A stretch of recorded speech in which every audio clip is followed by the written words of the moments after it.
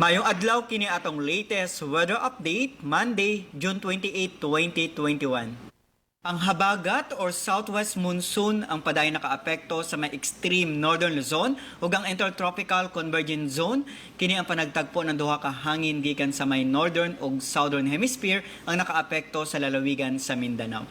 Ang weather condition sa tibuok sa Visayas, Palawan kasama ng Kalayaan Group of Islands ug ang Occidental Mindoro makasinati ng panagsama panganuron ngadto na sa madag-umon na kalangitan ug naay mga pag-uwan ug kini mga pagpanugdog og kilat. Padayon ta mag-monitor sa ta magi-issue ng mga thunderstorm or rainfall advisories.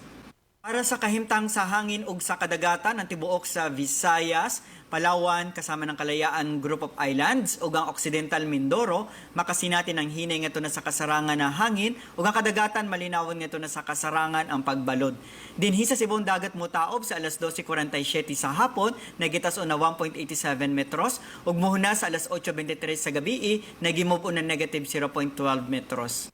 Ug para sa atong mga dugang detalye, bisitaha atong mga official social media accounts. Kini si Jomar Clarino gikan diri sa Mactan, Pag-asa, Visayas. DOST mayong adlaw.